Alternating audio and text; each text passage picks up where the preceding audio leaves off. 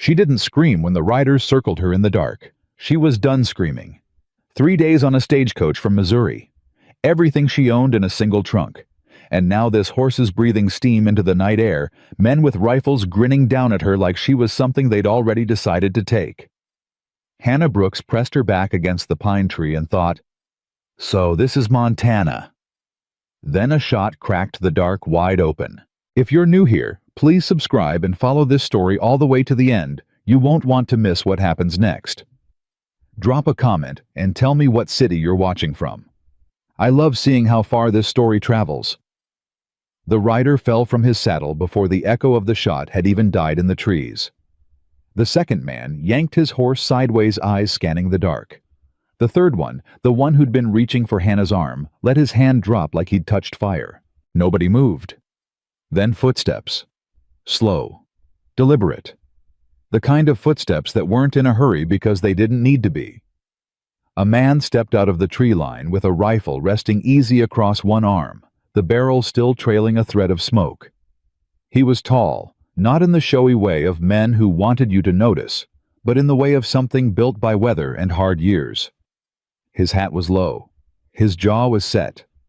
His eyes moved from one rider to the other like he was counting a debt. "Ride," he said. One word. No raised voice. No threat attached to it. He didn't need one. The two remaining riders exchanged a look. Then they gathered their horses and went pulling the riderless animal behind them, leaving only the sound of hooves fading into the pines and the slow return of the crickets. Hannah realized she'd been holding her breath. She let it out. Let it. The man didn't look at her right away. He looked at the tree line, at the trail the riders had taken. He waited 5 seconds 10 like he expected them to come back. When they didn't, he finally turned. His eyes were dark, careful. The kind of eyes that had seen enough of the world to stop being surprised by it. "You hurt?" he asked. Hannah pulled herself upright from the tree. Her dress was torn at the sleeve. Her hands were shaking, though she pressed them flat against her skirts so he wouldn't see it. "No," she said. "I'm fine." He looked at the torn sleeve, said nothing. "I said I'm fine." "Yes, ma'am." He turned back toward the trees. "Stagecoach is half a mile back. Left wheel's broken clean off. Driver ran." "I know, I was there." "Hmm?" He moved past her back toward the road. "Town's 4 miles east. You can walk or you can ride. Up to you." Hannah looked at him, at his back, at the rifle still loose in his hand. "I don't know you," she said. He stopped walking, didn't turn around. "No, ma'am," he said. "You don't." A long pause. The wind moved through the pines overhead. "Ethan Walker," he said at last, still not turning. "I work cattle in these mountains. I'm not going to hurt you, but I'm also not going to stand here all night convincing you of it." He started walking again. "Like I said, up to you." Hannah stood in the dark for 3 full seconds. Thought about the riders. Thought about 4 miles of Montana wilderness with no weapon and no lantern. Thought about the look in that third man's eyes before the shot. She followed. His horse was a big gray animal, broad-backed and calm, tied to a pine at the edge of the road. Ethan untied it without ceremony and looked at Hannah with a question he didn't bother to voice out loud. "I can ride," she said. "Never said you couldn't." He helped her up with one hand at her elbow, quick, impersonal, already letting go, before she was fully settled, then took the reins and walked. On foot, leading the horse. Hannah watched the back of his neck. "You can ride too," she said. "There's room." "I know." He kept walking. She stopped trying to make conversation. The moon was high and the road was pale beneath it. They moved through the dark in silence, just the soft blow of the horse's breath and the crunch of Ethan's boots on the dry summer earth. The heat was still thick even at this hour, the way Montana summers could be close and dry and smelling of pine resin and something faintly wild underneath. Hannah watched the tree line, watched the shadows. "Those men," she finally said. "Who were they?" "Trouble." "I gathered that. Do you know them?" A pause. "Seen them around?" Working for someone? He glanced back at her over his shoulder. Just once. You ask a lot of questions for a woman who just wrote in. I'm a teacher, Hannah said. It's a professional habit. Something shifted in his jaw. It might have been the beginning of a smile. She couldn't tell in the dark. Teacher, he said. From where? Missouri. I have a contract with the school in Harlan Creek. I start Monday. Harlan Creek. He said it flat, no particular feeling in it. You know it. Know of it. He said nothing more. Hannah decided she'd let that go, for now. The town of Harlan Creek sat in a wide valley below the Bitterroot Range, and at midnight it looked like a painting of itself. The main street lantern lit the saloon still spilling piano music into the warm air. The white church at the far end standing quiet against the stars. It was smaller than Hannah had imagined. Quieter. But prettier too in the way that wild things could be pretty. Ethan walked her to the front steps of the only hotel and stopped. Harlan Creek Hotel, he said. Mrs. Purdy runs it. She'll have a room. Hannah slid down from the horse.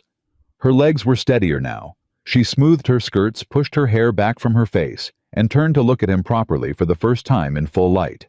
He was younger than she'd thought in the dark. Or maybe not younger, maybe just different. The hard lines of his face belonged to a man who'd been outside in all weathers for a long time, but his eyes, now that she could see them, weren't old eyes.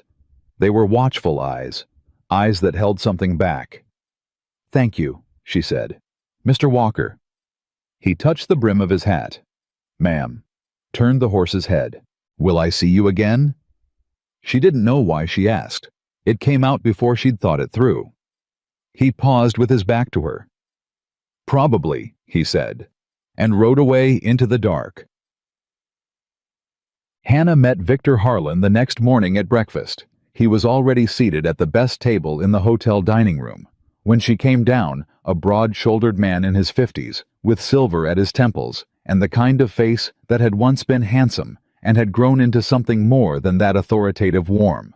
The face of a man comfortable with being looked at.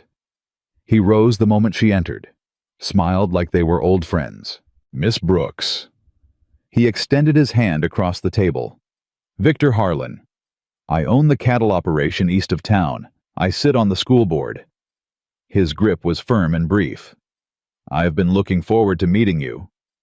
Hannah sat across from him. A woman brought coffee without being asked. You know who I am, she said. Small-town Miss Brooks. Word travels. I heard about the trouble on the road last night. I'm deeply sorry. I want you to know that kind of thing isn't typical of our valley. He shook his head. Drifters. The territory's been seeing more of them lately. The man who helped me, Ethan Walker. He said he works cattle. He works for me. Victor poured her coffee himself, unhurried and gracious. One of my best men. I'm glad he was there. Hannah looked at her coffee. She thought about Ethan's face in the lantern light. Thought about the one-word answers. The careful eyes. He seems very... She searched for the right word. Self-contained. Victor laughed a rich, genuine sound. That's generous. Most people just say he's unfriendly. He leaned back in his chair. Walker's had a hard run of it. His brother Thomas took sick 2 winters ago. Lungs. Ethan's been carrying the medical bills ever since. A man carrying that much weight doesn't leave much room for pleasant conversation. Hannah filed that away. I appreciate you introducing yourself, Mr. Harlan, she said. I'm looking forward to meeting the families, starting the school. And we're looking forward to having you. He smiled again. The warm, practiced smile of a man who'd been charming rooms his entire life. Harlan Creek needs someone like you, Miss Brooks. Someone with conviction.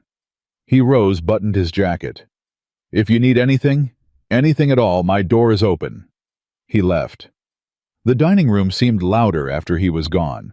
Hannah sat with her coffee and thought about the word conviction and how different it had sounded in Victor Harlan's mouth than it did in her own head. She spent that morning unpacking her trunk in the small room upstairs, hanging her dresses, stacking her books, pinning her teaching certificates to the wall above the writing table. It was a good room, clean windows. A view of the mountains to the west, those blue-shouldered peaks cutting the sky in a way that made the Missouri prairie seem like something from a dream she used to have. She liked it here. She hadn't expected to, but she did. She was out the door by noon. The school building was at the east end of town, a single-room structure with a fresh coat of white paint and 8 wooden desks inside. Someone had swept it recently. Someone had left a small bunch of dried wildflowers on the teacher's desk. Hannah stood in the empty room for a moment and felt something settle in her chest. This was why she'd come. This exact thing. She was measuring the blackboard when the door opened. She turned. A woman stood in the doorway, early 40s, sun-worn, with 2 boys at her sides and the unmistakable posture of someone who'd worked hard for a long time without much recognition of it.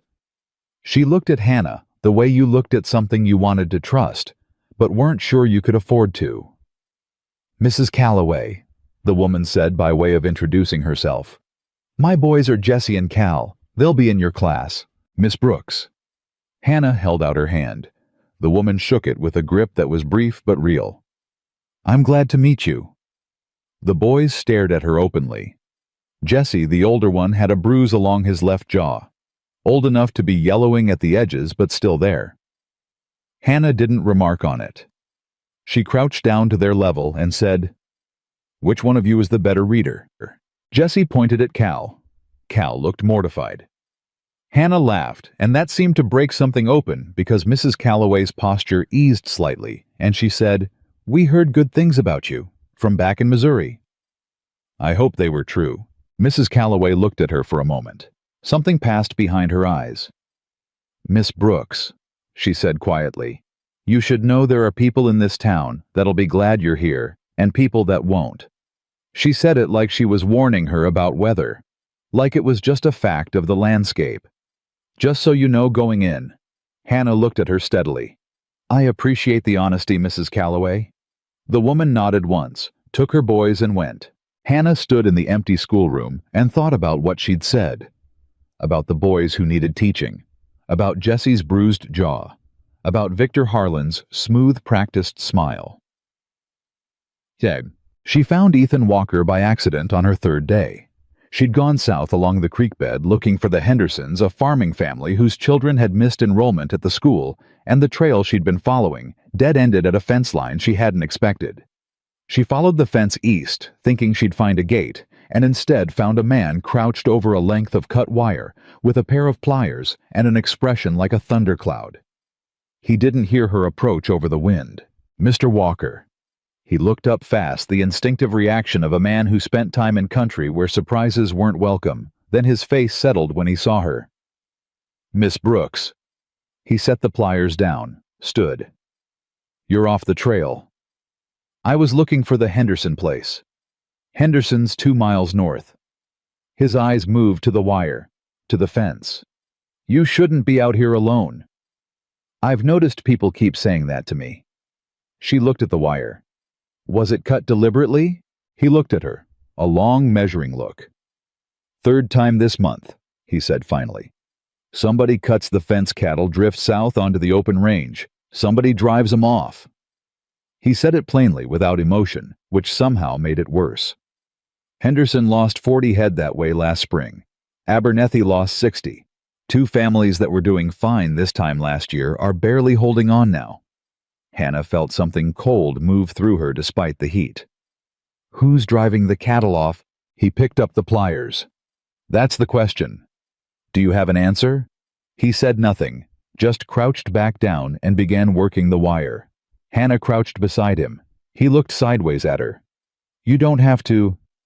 "I have 2 hands, Mr. Walker." She held them out steady and open. "Show me what to do." He looked at her hands, at her face.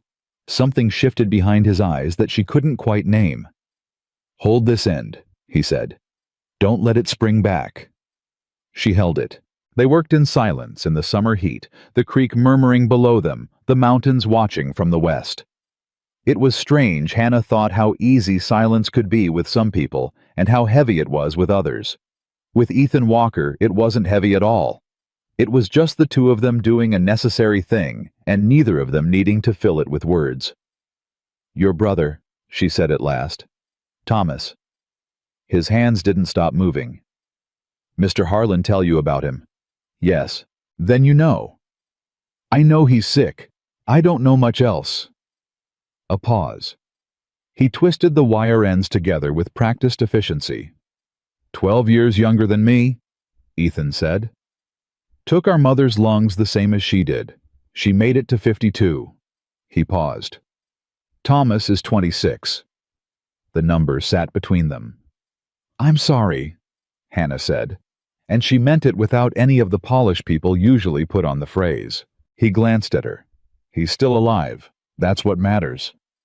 He stood, dusted his hands on his thighs. Henderson Place is north along the creek. Stay on the east bank, you'll see the chimney before you see the house. He gathered his tools. He was leaving. Mr. Walker. She stood. The wire, the missing cattle, the families losing their land. She watched his face. You know something. He stopped. Didn't turn around. The wind moved through the grass. A red-tailed hawk crossed the sky above the mountains in one long banking arc. Be careful, Miss Brooks, he said quietly. This valley has a way of eating people alive that ask too many questions. He walked away. She watched him go, the tall, unhurried figure moving south along the fence line, and felt the warning settle into her bones like weather. She went north toward the Henderson place. She was going to ask the questions anyway. The town hall meeting happened on the following Thursday evening. Hannah hadn't planned to speak. She'd planned to listen.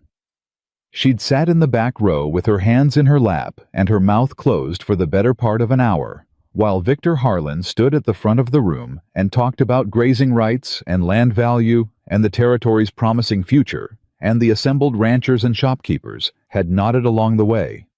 People nodded at men who held their notes.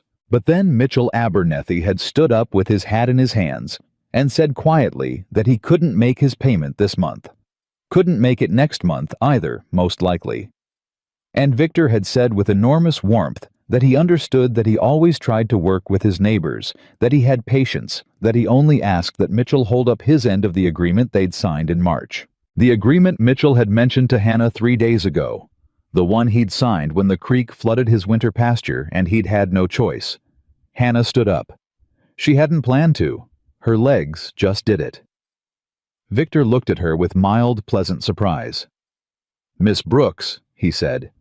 Did you have a question? A few.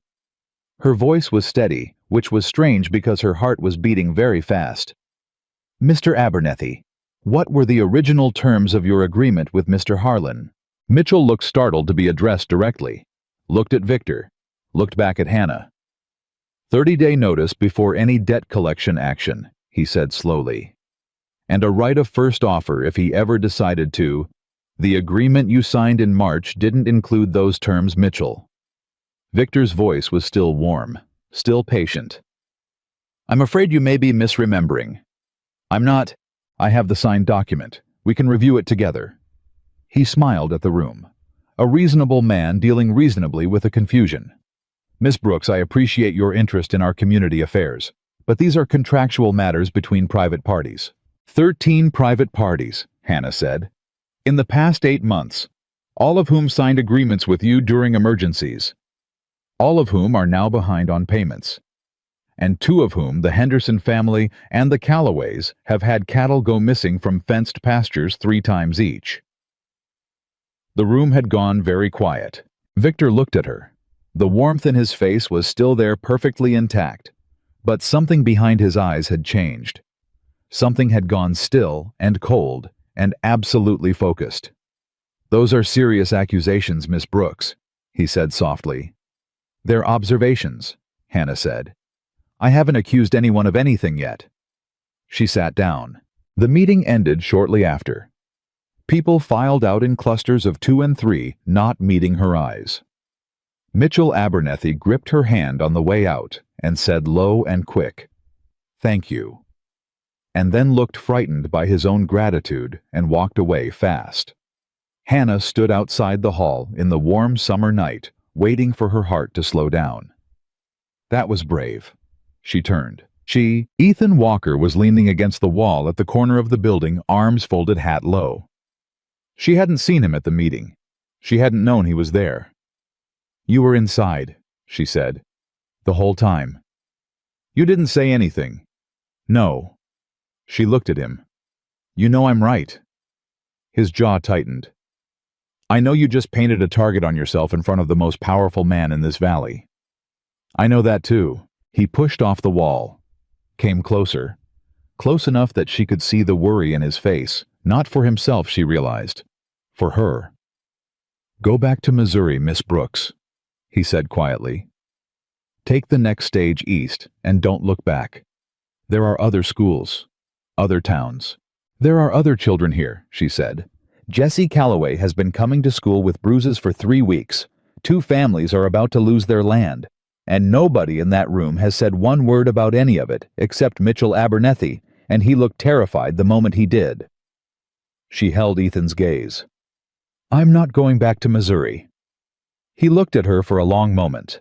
The night air was warm around them, thick with the smell of pine and dry summer earth. "Then God help you," he said, softly, not unkindly. He put on his hat and walked away into the dark. Hannah watched him go.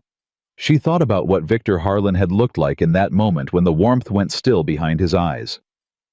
She thought about fences cut in the night and cattle driven off, and families that had been fine one year and failing the next.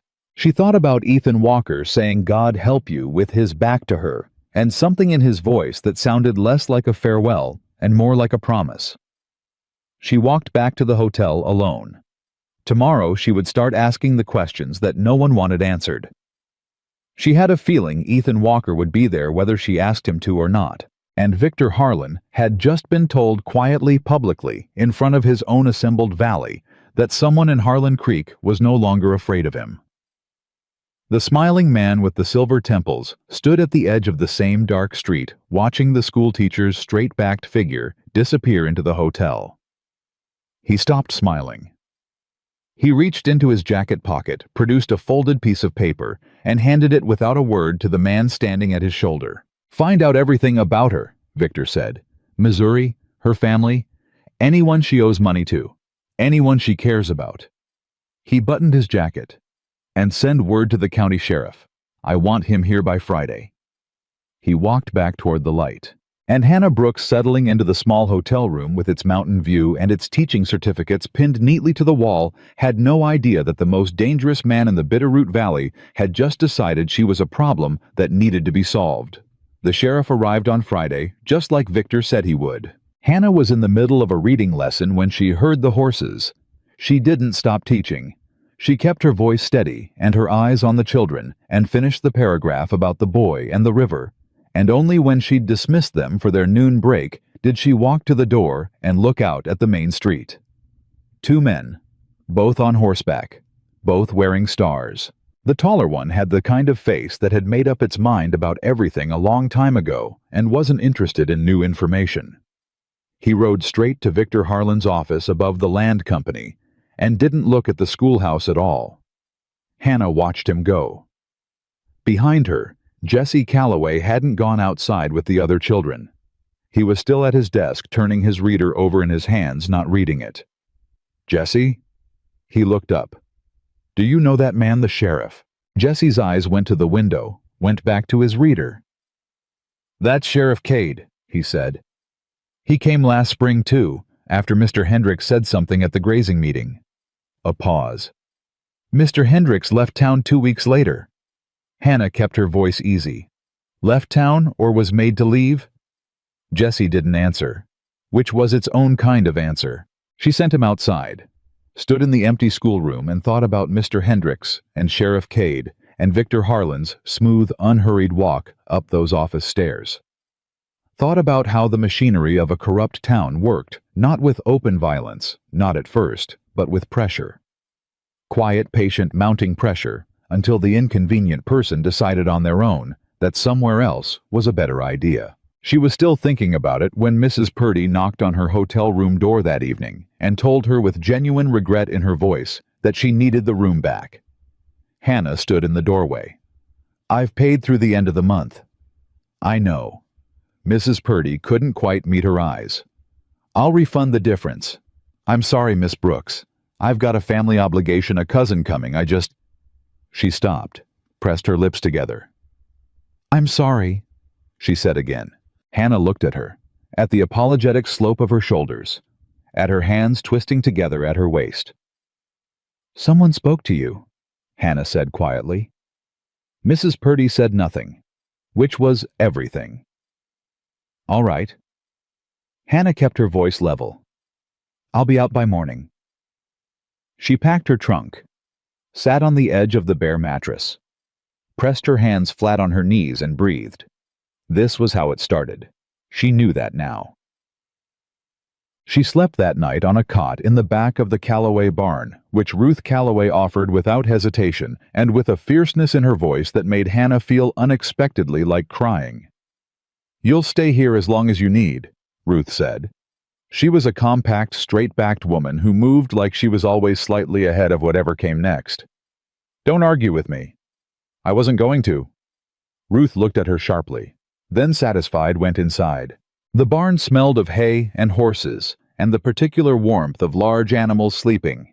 Hannah lay on the cot and stared at the dark overhead and thought about Mrs. Purdy's hands twisting together, about Jesse's face when he'd said Mr. Hendricks left town 2 weeks later, about the way the room had gone quiet at the town hall meeting when she'd stood up. She wasn't afraid. She identified the feeling, carefully testing it, and found something closer to anger.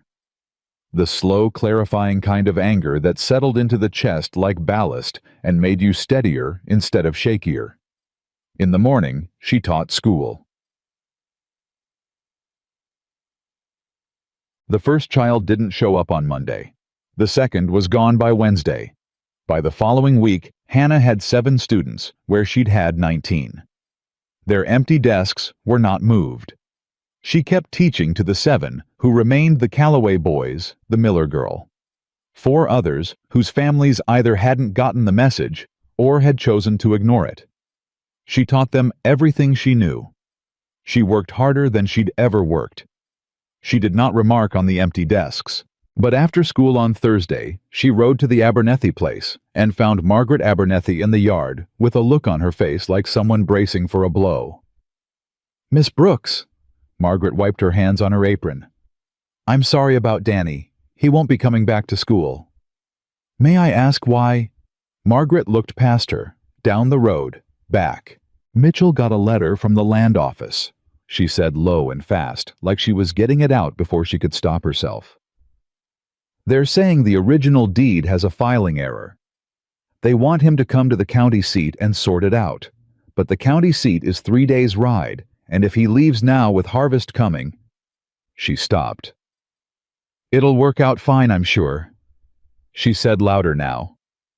The warmth gone out of it. Someone was watching. Hannah didn't turn to look. "I'm sure it will," she said gently. "Tell Danny I miss him." She rode back to town. She was 300 yards from the schoolhouse when a man stepped into the road in front of her, not one of Victor's riders. She didn't recognize him at all, broad through the chest wearing a coat that was too heavy for the summer heat hands hanging loose at his sides. "You're the school teacher," he said. "Yes.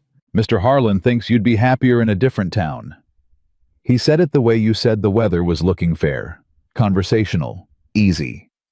"Thought I'd pass that along?" Hannah looked at him, at the coat, at where his hands were. "Thank you," she said.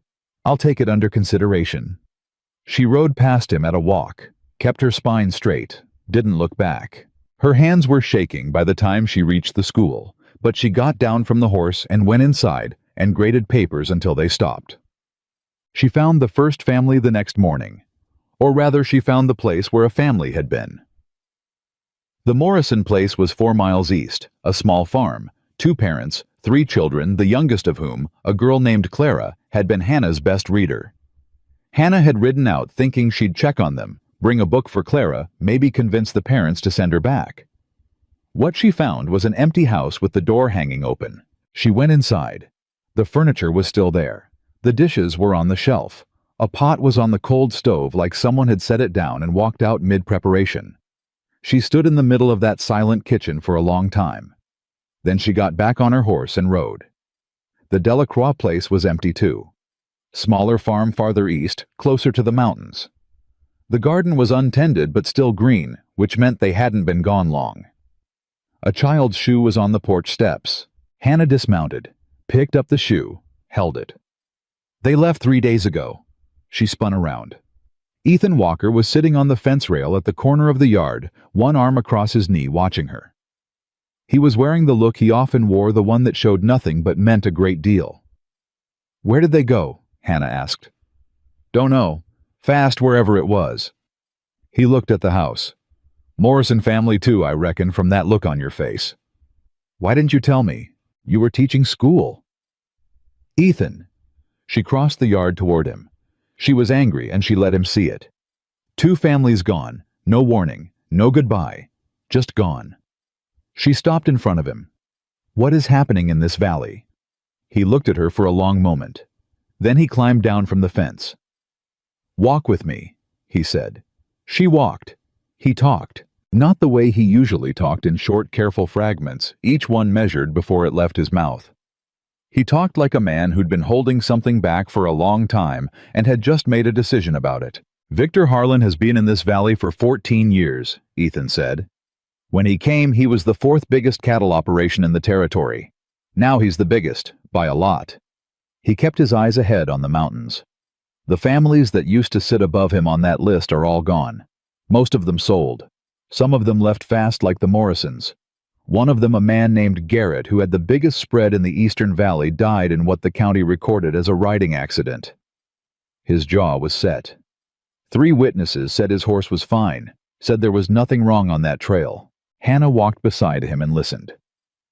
"The land company holds notes on most of the small farms in this valley now." Ethan continued. "Victor's been buying debt quiet for years, waiting.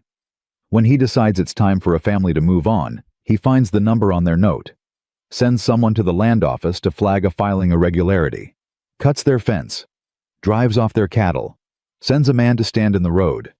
He paused. "And if none of that works, he finds other ways. And you've known this." Hannah said carefully. "How long?" He was quiet for a moment. "Long enough," he said. "And you've worked for him?" "Yes." "Why?"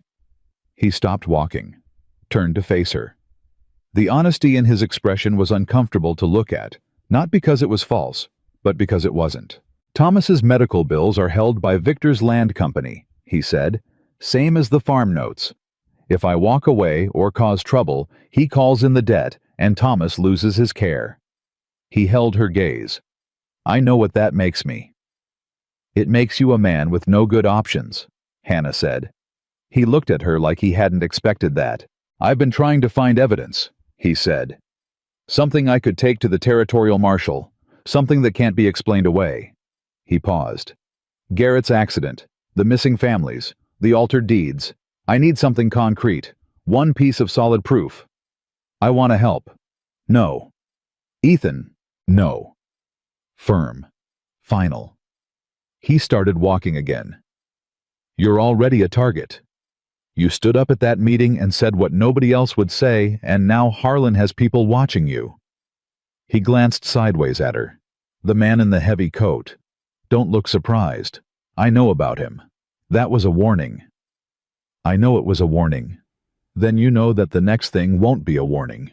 Hannah thought about Clara Morrison's shoe on the porch steps, about Jesse Calloway's bruises, about Mitchell Abernethy gripping her hand outside the town hall and then looking frightened of himself. "I know," she said quietly. "I'm still not leaving." Ethan made a low sound that wasn't quite a word. "Stubborn woman," he said. "Observant man," she said. There was a pause. Something almost like warmth moved across his face, just for a second. "I'll look into the deed records," Hannah said. "I have a reason to visit the land office. School registration requires copies of property documentation for the children. I can ask to see the original filing logs." "They won't show you anything useful." "They might show me what's been altered." She looked at him. "I was a school teacher in a county seat for 4 years, Ethan. I know what official documents look like, and I know what they look like when someone's put a hand in them. He considered that. "Don't go alone," he said finally. "I won't ask you to go with me. I know what it costs you." "I didn't say you had to ask." He looked ahead. "Tuesday morning, early. I'll be at the creek crossing."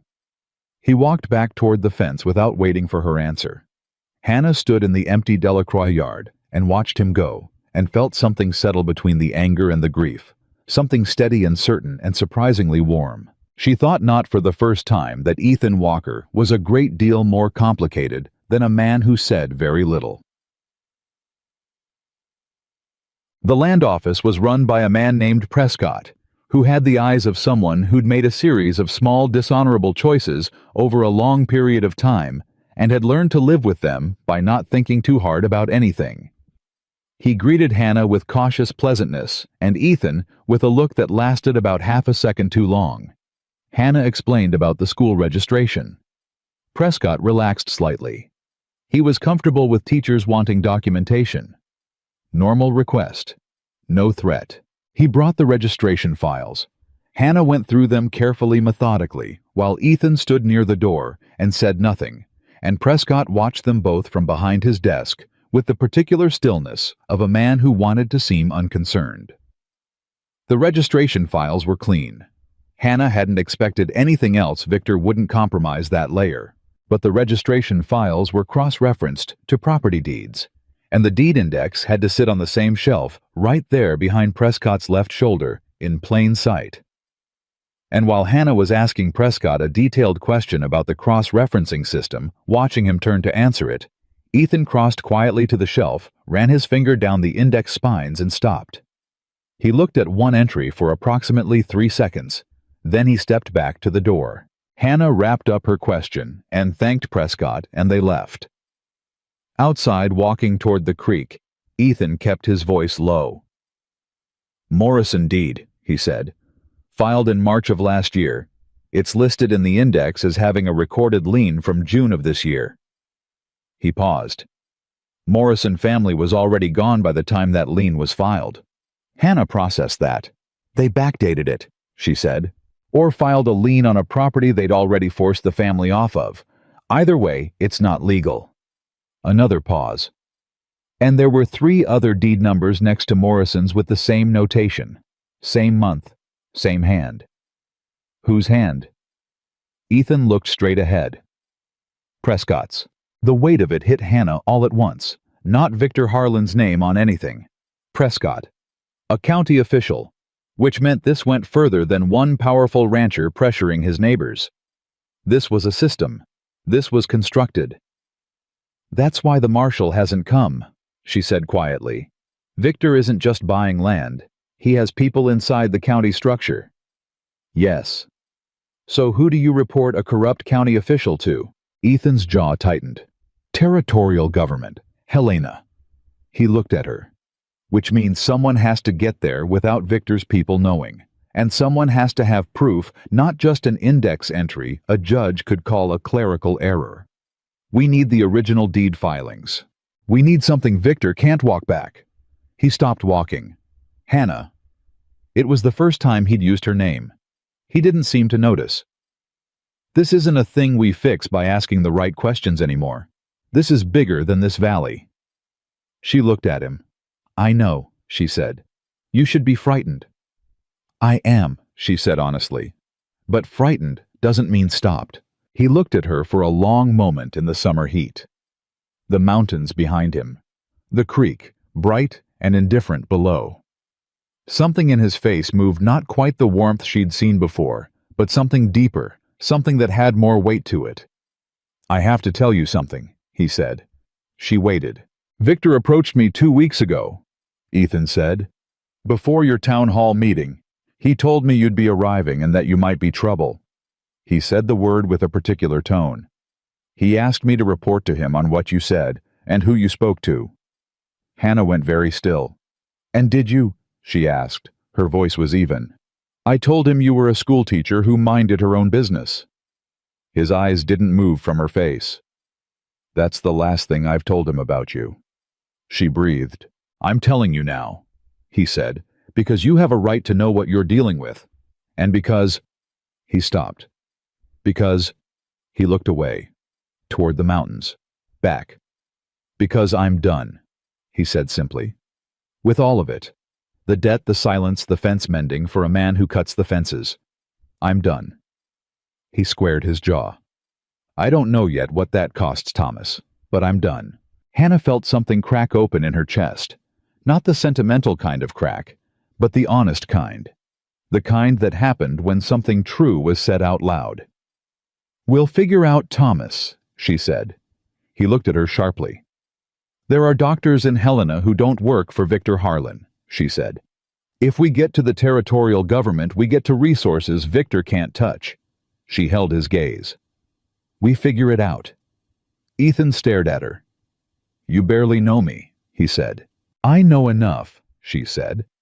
I know you repair fences in the heat of the afternoon for families that aren't yours.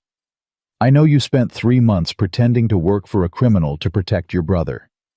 I know you carry things quietly, and I know you're one of the only people in this valley who's decided to do something about what's happening here. She looked at him steadily. That's enough for me. He was quiet for a long time. The creek moved below them. All right, he said at last. He said it the way he said most things, plainly, without decoration, with the full weight of what it meant behind it. All right, Hannah agreed. They walked back toward town side by side, and that night 3 things happened.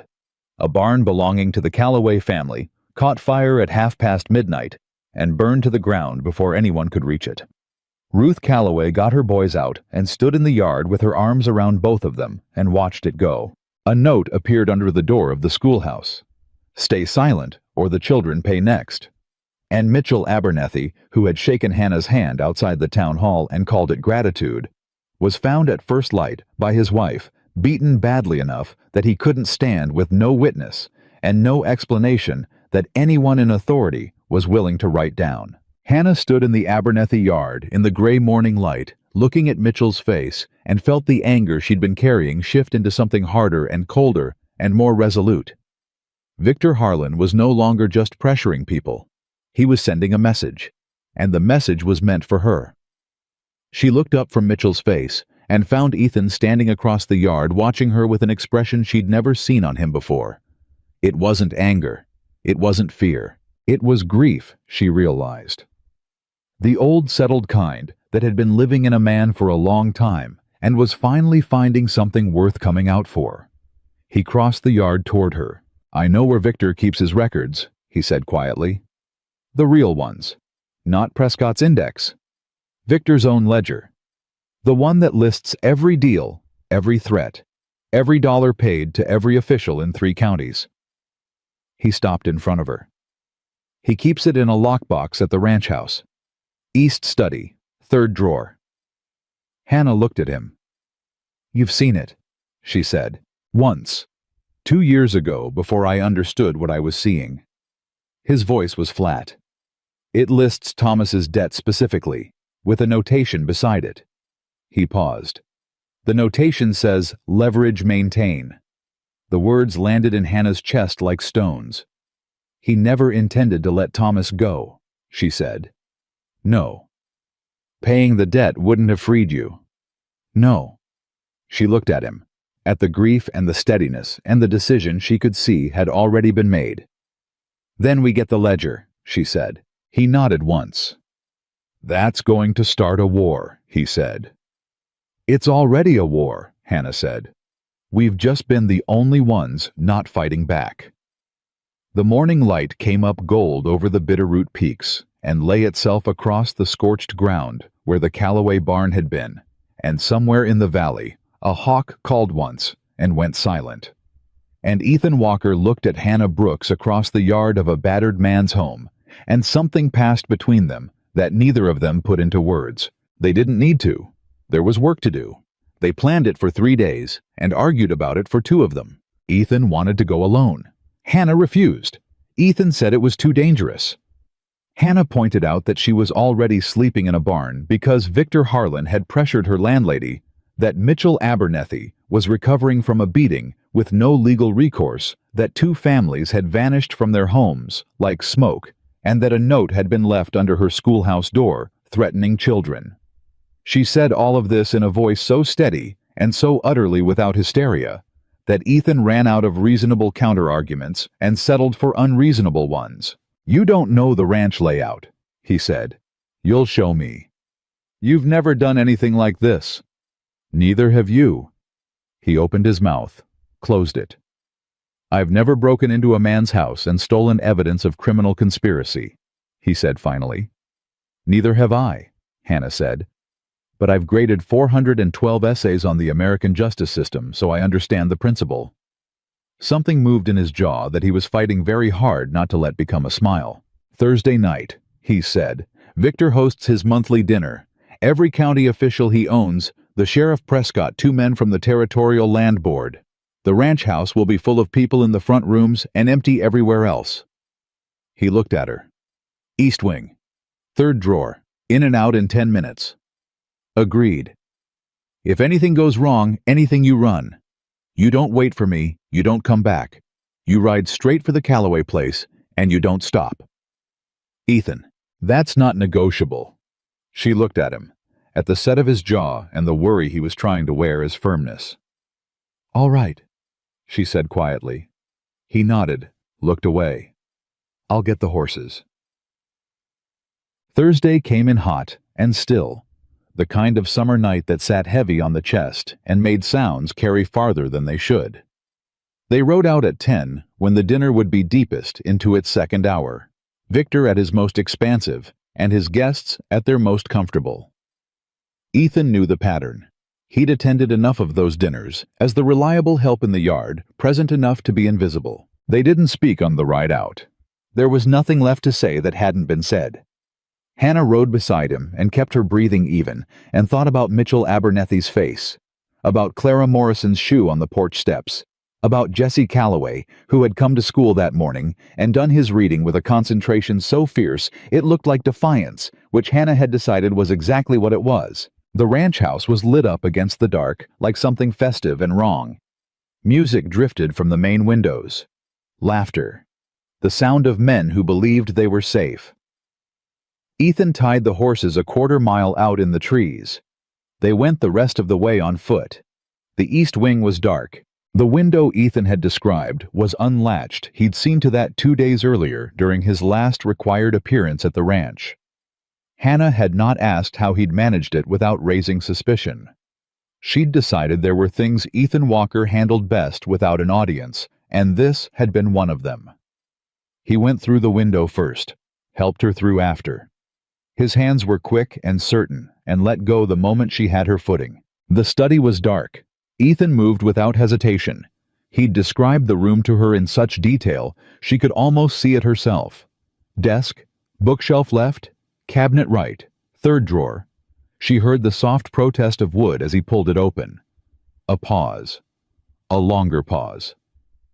"Ethan." Her whisper was barely a sound. "It's not here." 3 words. They landed in the silence like stones dropped in deep water. Hannah crossed to him. The drawer was open. She could see it even in the dark papers, a folded letter, the outline of a small cash box. But no ledger. No leather-bound record of 14 years of organized theft and murder. "He moved it," Ethan said. His voice was flat, controlled. The control of a man who understood that the next 30 seconds required absolute steadiness. Could it be somewhere else in the room? He wouldn't keep it in the open. It was always the lockbox. "Ethan," someone told him. The thought arrived fully formed and cold. He moved it because someone told him we were coming. He went still. Then from the hallway outside the study door, footsteps. Not the casual movement of a dinner guest looking for the washroom. Deliberate, measured, stopping directly outside the door. Ethan had Hannah by the wrist and moving toward the window before the door handle turned. She went through, first dropped into the dark below, landed, and moved clear. He came through half a second behind her. They were flat against the exterior wall when the study light came on, and a figure moved across the window above them. Neither of them breathed. The figure stood at the open window for a long moment, looking out, looking at the dark. Then it moved away. They went through the trees at a fast walk that was almost a run.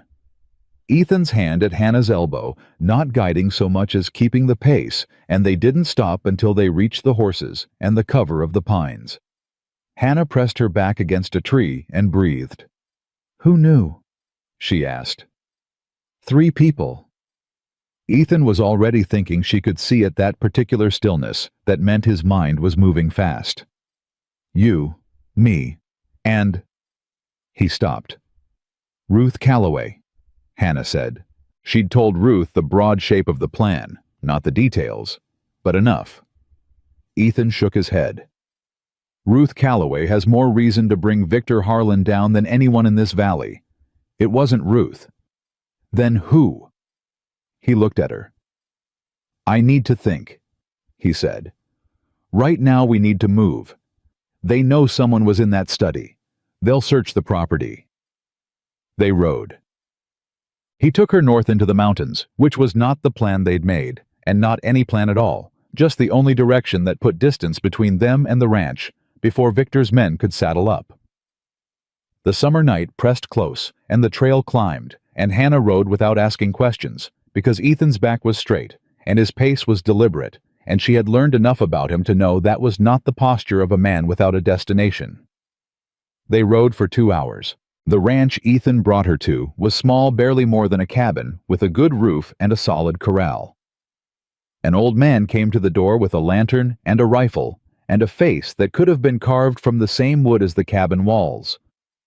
"Ethan," the old man said. No surprise in it, like he'd half expected this. "Frank." Ethan dismounted. "We need the back room. 2, maybe 3 days." Frank looked at Hannah. His eyes were sharp and not unkind. "You're the teacher," he said. "Yes, sir." He lowered the rifle. "Coffee's on." His name was Frank Aldridge, and he'd been in these mountains for 30 years, which meant he'd been here before Victor Harlan and intended to be here after. And that alone told Hannah something important about him. He poured coffee and asked no questions, and when Hannah thanked him, he said, "Don't thank me. I'm 81 years old, and if I can't do what's right at 81, I wasted the previous 80. He went to bed. Hannah sat at the small table with her hands wrapped around the coffee cup and let herself be shaken for the first time since the study window, just for a moment. Just the internal acknowledgement that they had gone to steal evidence, found nothing, nearly been caught, and were now in a stranger's back room in the mountains with Victor Harlan's people about to discover they'd been in his house. She let herself be shaken. Then she put it away. "We were betrayed," she said. "That's a fact. We need to figure out by whom, and we need to find another way to the ledger." Ethan was quiet across the table. "There's something I didn't tell you," he said. She waited. "Prescott contacted me yesterday." He turned his coffee cup in his hands. "Said Victor wanted to offer a deal. Thomas's debt forgiven entirely in exchange for—" He stopped. "In exchange for me leaving," Hannah said. "In exchange for your cooperation in leaving." His jaw tightened. "And my agreement not to pursue any further inquiries. And you didn't tell me because you were considering it." The silence that followed was its own kind of answer. "Ethan." "He's my brother," he said. It came out rough. Not an excuse, just a true thing said out loud. Hannah looked at him across the narrow table in the old man's cabin in the mountains, with the summer dark all around them, and felt the full weight of what this man had been carrying alone for 2 years. And she didn't say anything soft or reassuring, because he wasn't a man who needed softness right now. "Did you give him an answer?" she asked. "Not yet." "Then here's mine, since he apparently included me in it." She set her cup down. "No, we don't take the deal. Not because I don't understand what Thomas means to you, I do. But because Victor Harlan will call that debt in again the moment it suits him, whether we made a deal or not.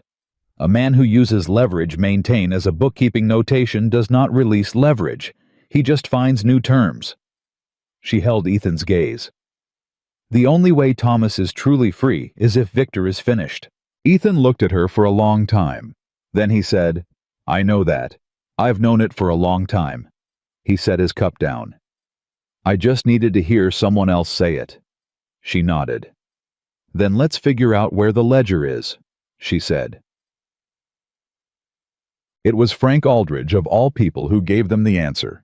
He came in the next morning with eggs and the casual air of a man who'd been thinking overnight and had arrived at something useful. "Victor Harlan has a second property," he said, setting the eggs down. "North of the main ranch, up the east fork of the Bitterroot. Old mining claim, been off the books for 15 years.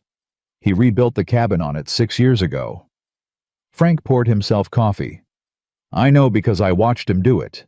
You can see the roof from the ridge trail if you know where to look." He looked at Ethan. "If I had something I didn't want found, I wouldn't keep it where people knew to look." Ethan and Hannah exchanged a look. "How far?" Ethan asked. "Day's ride, hard country. Can we get there without going back through the valley?" Frank studied his coffee. "There's a high trail, Hunter's Route, cuts north through the pass. You'd come in from above, which is better anyway. You don't want to be riding up that canyon from the south, too exposed." "Frank," Ethan said, "this puts you at risk." The old man waved his hand. "I'm 81, son. Everything puts me at risk. Go eat your eggs." They ate their eggs. They were saddling up 2 hours later when Frank came out and pressed a folded paper into Ethan's hand. Ethan unfolded it, looked at it, looked at Frank. "Survey map," Frank said. "Old one. But the terrain doesn't change." He turned back to the cabin. "Victor doesn't know I have it. He bought out most of the original mining claim holders 15 years ago. I was the one who said no." He stopped at the door. "Been waiting for someone with a reason to use that map ever since." He went inside and closed the door. Hannah looked at Ethan. Ethan looked at the map. "Let's go," he said. The high trail was everything Frank had implied, and more. The summer heat that was thick and pressing in the valley thinned as they climbed, replaced by the sharp, clean air of altitude and the particular silence of country where very few people went. The horses worked hard. The trail was narrow in places, barely a trail at all, just a suggestion of direction in the rock and scrub. They stopped once to water the horses at a stream, and Hannah's leg cramped badly enough that she went down on one knee when she dismounted, and Ethan caught her arm before she'd fully registered she was falling. "I'm fine," she said by reflex. "You always say that," he said. "And I'm usually right." He kept hold of her arm until she'd straightened. His grip was steady and unhurried. When she nodded that she was solid, he let go, but not immediately. A half-second longer than necessary. Neither of them commented on it. They rode on. An hour below the pass, one of the horses threw a shoe. Ethan dismounted, checked the hoof, stood up with an expression that said the situation was manageable and also profoundly inconvenient. "How bad?" Hannah asked. "We can't push her on this terrain. She'll go lame." "Then we walk. I'll walk. You ride." "Ethan, that's efficient," he said flatly. "You're a smaller load. Horse will be fine with one rider on this grade. We just go slower." So they went slower.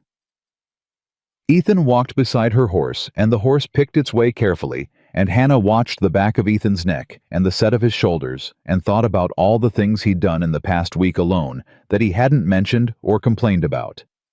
The fence repairs, the deliberate lies to Victor, the evidence gathering that had put him in direct opposition to the man who held his brother's life in his account's ledger. "Ethan," she said. He looked up. "When this is over," she said, "what do you want?" He was quiet long enough that she thought he might not answer. "A piece of ground," he said at last. "That's mine.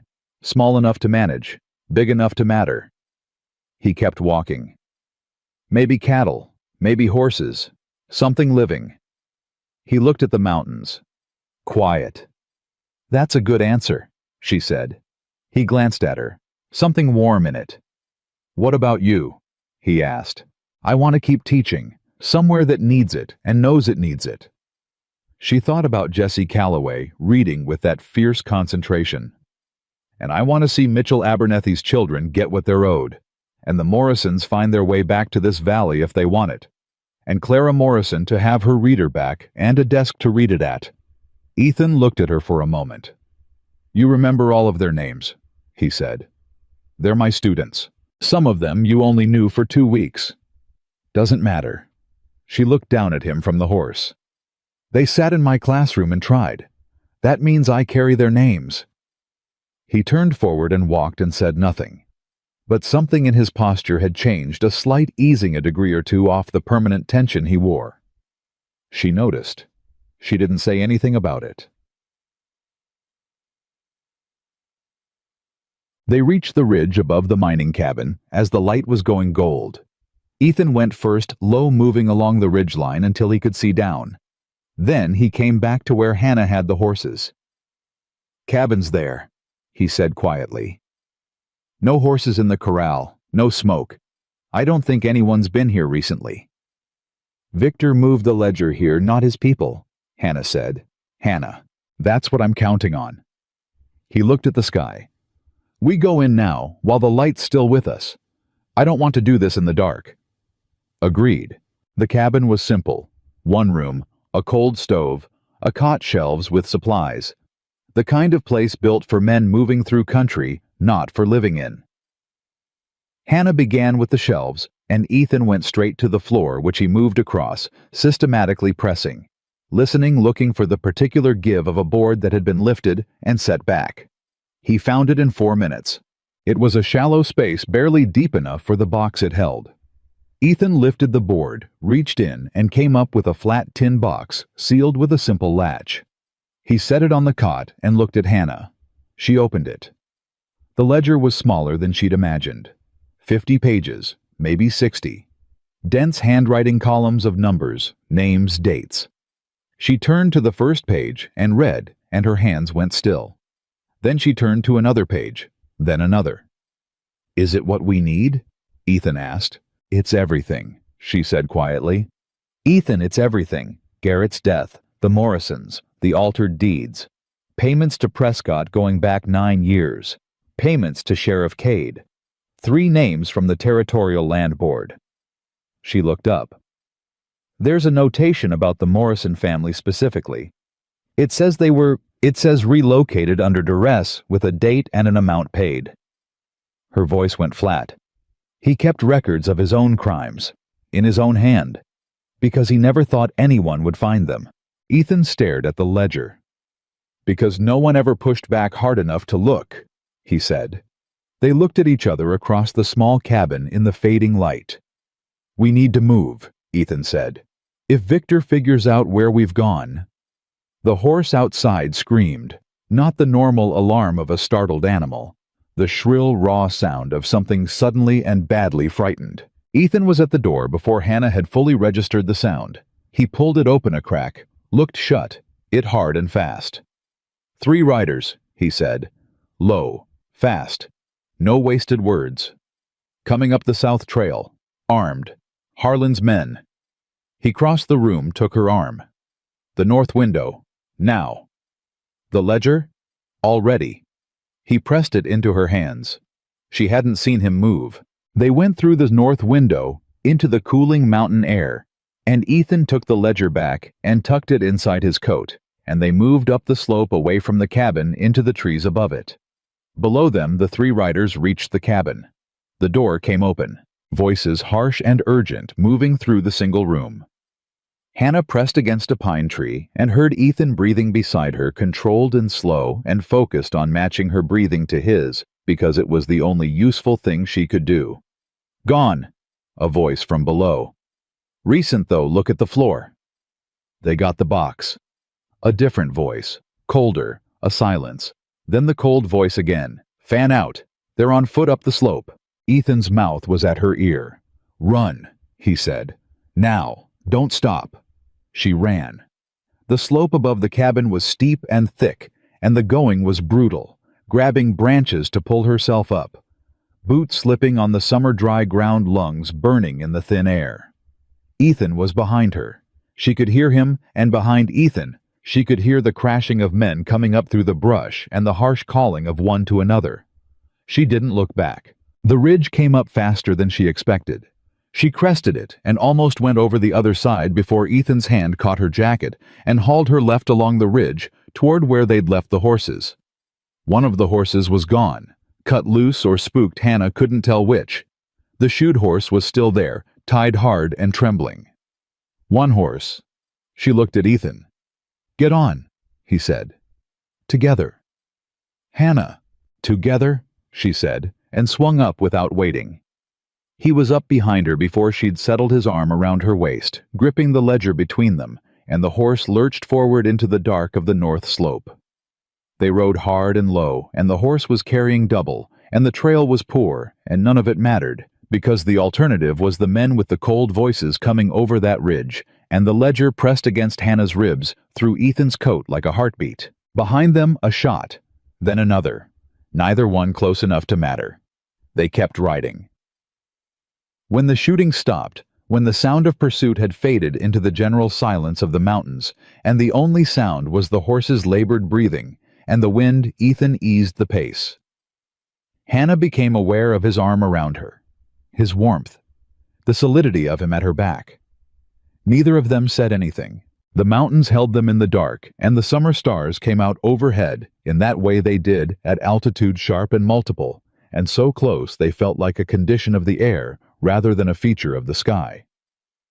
After a long while, Ethan said, "You all right?" "Yes," Hannah said. A pause. "We have the ledger," he said. "Yes," she said. Another pause.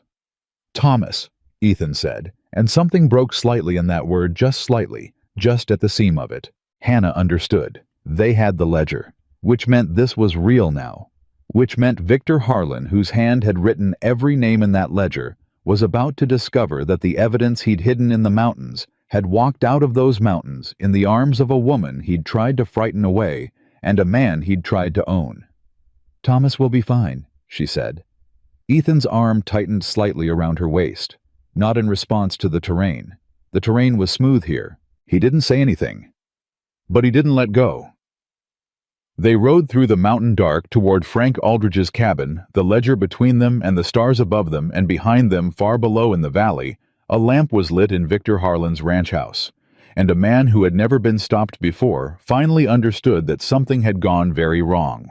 And back in the valley, in a county jail cell that smelled of summer dust and old wood, a young man named Thomas Walker coughed into the quiet and stared at the ceiling, and did not know that his brother was coming. Did not know that everything was about to change. And did not know that the woman riding through the mountains with Ethan Walker's arm around her had said his name like a promise she intended to keep. They reached Frank Aldridge's cabin before dawn. Frank was already up. He had coffee on and a lamp lit, and the particular calm of a man who had spent the night expecting bad news, and was simply relieved it hadn't arrived in a worse form. He looked at them, at the dirt on their clothes, the horse lathered, and spent the ledger pressed under Ethan's arm, and said nothing for a moment. Then he said, "Sit down, both of you." They sat. Frank poured coffee and set it in front of them, and then stood with his own cup and looked at the ledger on the table like it was a thing he recognized from a long time ago. "You got it," he said. "We got it," Hannah said. Frank nodded slowly. "Then it started." "It was already started," Ethan said. "No." Frank shook his head. "Before this, it was one powerful man doing what powerful men do when nobody stops them. Now it's a fight." He looked at Ethan. "There's a difference. You understand that?" Ethan looked at the ledger. "Yes." "Good." Frank set down his cup. "Then you need to understand something else. By morning, Victor Harlan knows the ledger is gone and knows who took it. By noon, he knows you haven't come back through the valley. By tonight—" He paused. "He'll do what cornered men do. He'll go for the thing that matters most." Ethan went still. Hannah watched the understanding move across his face, watched the color leave it. "Thomas," Ethan said. "Thomas," Frank said quietly. Ethan was on his feet before the word had finished landing. Hannah caught his arm. "Think," she said. "Fast and firm. Think before you move. If you ride into that valley alone right now, Victor is expecting exactly that. He'll have men between here and the jail. He'll use Thomas to draw you out into the open, and then you'll both be gone." "I can't leave him in there, Hannah." "I'm not saying leave him. I'm saying don't walk into the obvious trap." She kept her hand on his arm, felt the tension in it, coiled, barely contained. "We go together, with the ledger. We go to the territorial marshal office in Helena, and we send a wire first tonight from Frank's. There's no telegraph line up here, Frank said. Silence. How far to the nearest line? Hannah asked. Ridgeway Station, 12 miles east. Ethan looked at her. She looked at him. Both of them doing the same calculation, 12 miles of open country. Victor's men already looking Thomas sitting in a county jail cell controlled by Sheriff Cade, who had 9 years of payments recorded in the ledger under Hannah's hand. We split up, Ethan said. No. Hannah. No, she said again sharper. That is not how this ends. We do not split up. If you go to Ridgeway and wire Helena, I can get to Thomas before... Before what? Before Victor's men reach the jail. Ethan Cade works for Victor. He's been working for Victor for 9 years. It's in the ledger. Thomas isn't just a hostage. He's leverage that Victor can eliminate the moment he decides the ledger is a bigger problem than the leverage is worth. Her voice was flat and true, and she watched every word land on him. If we split up, we lose one of those threads. We need both. We need the wire sent and Thomas out of that cell before Victor makes his next move. Ethan stared at her. Then how? He said. Hannah looked at Frank. Frank looked back at her with the measured expression of an 81-year-old man who had lived in the same mountains long enough to have a great many old acquaintances. Frank, she said, is there anyone between here and Ridgeway you trust completely? Frank was quiet for a moment. Then he said, My nephew runs the Ridgeway station. Would he send a wire to Helena without asking questions? He'd send a wire to the president himself if I asked him to, and not say a word about it to anyone. Hannah looked at Ethan. Frank sends a rider to Ridgeway tonight. The wire goes to the territorial marshal tonight.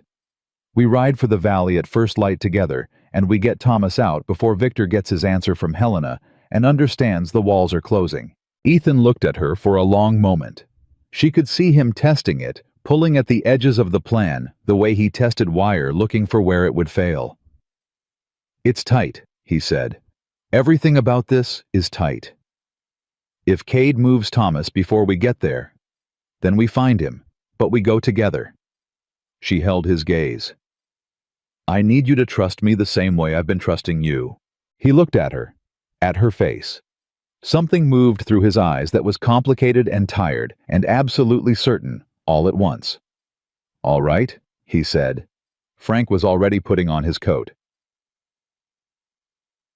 Frank's rider left within the hour, a young man named Dix who worked the upper pasture and asked no questions and rode like he'd been born on horseback.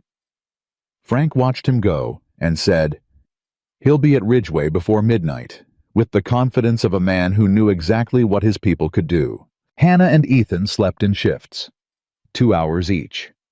Neither of them slept fully, the kind of half-rest that left you more aware of your own heartbeat than before, but it was better than nothing, which was the alternative. In the gray hour before first light, Hannah sat at the table and opened the ledger to the section on Sheriff Cade. She read it through twice. She found the entry about Thomas Walker and read that too. The notation Leverage maintain looked different in the pre-dawn gray than it had in the mountain cabin. More deliberate, more cold. She was still looking at it when Ethan came and sat across from her. He'd seen it before. He looked at it again now briefly and looked away. When this is over, he said, I want to burn that book. After the territorial marshal photographs every page of it, she said. After that, he agreed. She closed it, set her hands flat on the cover. Ethan, the person who betrayed us, who told Victor we were coming for the ledger. She looked up. I think I know. He waited. Prescott knew we'd been in the land office, she said. He knew what we'd seen in the index. He didn't know what we were planning, but he reported to Victor that we'd been looking at the deed records, and Victor made the connection, Ethan said slowly. He knew I'd seen the ledger once. He knew that if we understood what the deed records meant, I'd eventually tell you about the ledger. He paused. He didn't need a specific informant. He just needed to be smart enough to anticipate the next move. Which he was. Ethan agreed. which means we didn't have a betrayal. We had a man who was 3 steps ahead of us. He looked at the ledger. Until we went north instead of east. He didn't anticipate Frank, Hannah said. Nobody anticipates Frank. Something like warmth moved across his face. 81 years old, and still the most dangerous man in the Bitterroot. Hannah almost smiled. Almost. Let's go get your brother.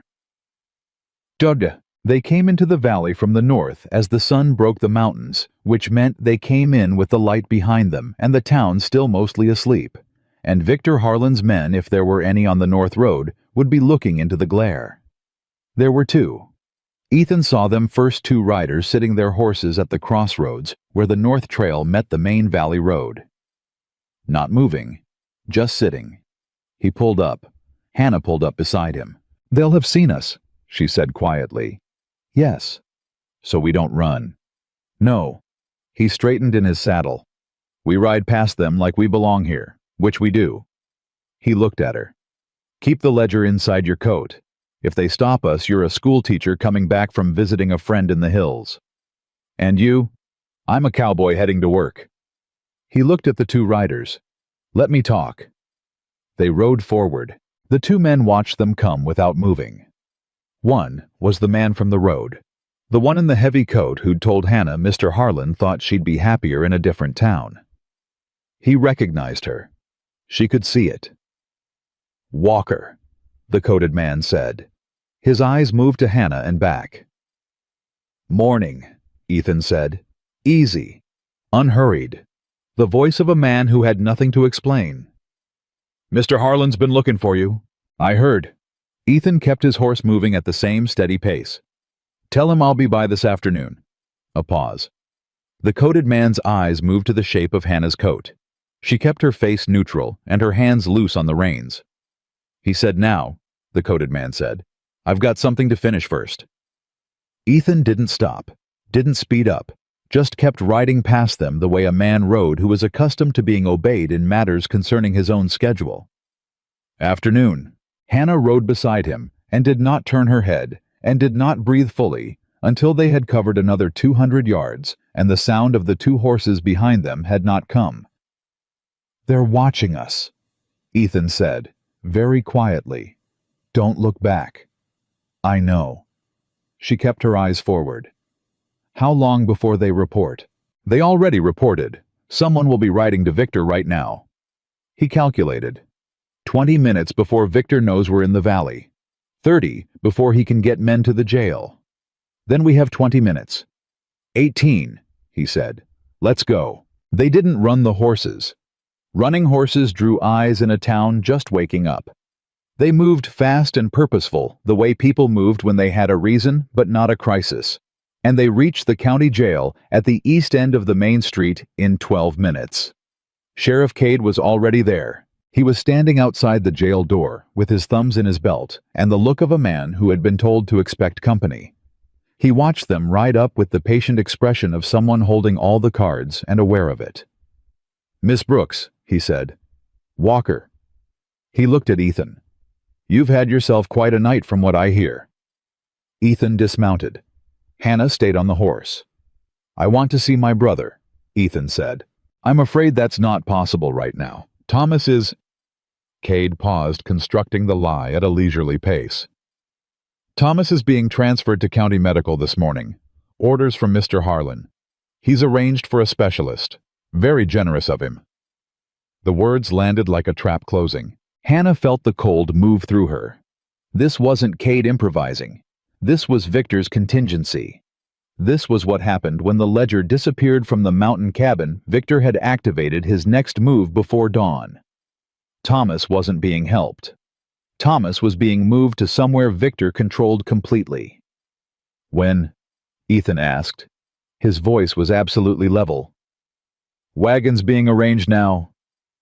Then I want to see him before he goes. I don't think... He's my brother. Ethan took one step forward. Just one. And I have the right to see him before any transfer. That's territorial law, Sheriff, and you know it as well as I do. Cade looked at him, at Hannah, back at Ethan. The territorial law Ethan had cited was real. Hannah had made sure of that 2 nights ago at Frank's table, going through everything she knew about prisoner rights in the territory. Cade couldn't deny it without exposing himself as operating outside his legal authority, which, given what was in the ledger, was something he had every reason to avoid doing in front of witnesses. 5 minutes, Cade said. He didn't move from the doorway. Alone, Ethan said. Not a chance. He's a sick man, Sheriff. Let him have 5 minutes with his brother without an audience. Ethan's voice was quiet and hard. Whatever disagreement you and I have, Thomas Walker is a 26-year-old man with bad lungs who hasn't done a thing wrong in his life. Give him that much. Something shifted in Cade's face. Not conscience. Hannah didn't think conscience lived there anymore, but calculation. The calculation of a man who understood that how he treated a sick prisoner would be noted by any witnesses, and witnesses could be inconvenient in ways he was only beginning to understand. He stepped aside. Ethan went in. Hannah sat her horse and looked at Sheriff Cade. And Sheriff Cade looked back at her, and the silence between them was the most honest conversation they'd ever had. "You should have left when you had the chance," Cade said. "I know you believe that," Hannah said. "It would have been better for everyone. Not for the Morrisons," she said. "Not for the Abernethys. Not for Mitchell, who can't stand up straight yet." She kept her voice even. "Not for the man you've been taking money from for 9 years, who is about to find out that what he thought was safely buried in a mountain cabin has been sitting on a table in federal territory." Cade's eyes changed. Not guilt, fear. The specific ugly fear of a man who understood exactly what she meant. "You're bluffing," he said. Hannah looked at him steadily and said nothing. Ethan came out of the jail in under 4 minutes.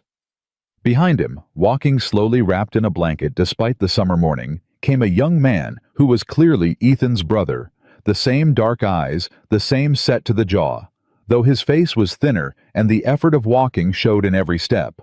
Thomas Walker was 26 years old, and he moved like someone who had been careful with his body for a long time, because he couldn't afford not to be. He looked at Hannah, then at Ethan. "She's the teacher," Thomas said. "Yes?" Ethan said. "You told me about her." Ethan glanced sideways. "I mentioned her." "You mentioned her 4 times in one letter." Thomas's voice was thin, but his eyes were sharp. He looked at Hannah. "He said you were stubborn." "He's right," Hannah said. "He also said—" Thomas started coughing. It bent him forward, and Ethan's hand came to his back immediately steady, and practiced the movement of someone who had done this many times, and was careful not to let his own face show what it cost him every time. "Later," Ethan said quietly when Thomas straightened. "You can tell her later. Right now we need to move." Cade had not stopped them. He stood by the jail door with his hands at his sides and the look of a man running numbers that weren't adding up the way they used to. "Walker!" Cade called. Ethan stopped. Didn't turn fully. "Victor Harlan has done a lot for this valley," Cade said. He said it like a man reminding himself. "I know what Victor Harlan has done for this valley," Ethan said. "It's in writing." He helped Thomas onto the horse behind Hannah and took the reins himself and walked, and Cade did not follow and did not call for help and did not do anything at all for a long moment. Then he went inside and sat at his desk and looked at the wall. They were at the Calloway place within the hour. Ruth Calloway took one look at Thomas and had him on the good cot with a blanket and a cup of something hot, before anyone had fully explained the situation, because Ruth Calloway was a woman who processed crisis through action, and questions came later. Jesse and Cal were sent outside. The door closed. Hannah laid the ledger on the table. "Victor knows we have it," Ethan said. "He knows we've wired Helena. He has—" He looked at Hannah. 12 hours, she said. Maybe less. The territorial marshal's office will move fast once they see what's in that wire, but Victor will move first if he can. Ruth looked at the ledger, then at Hannah.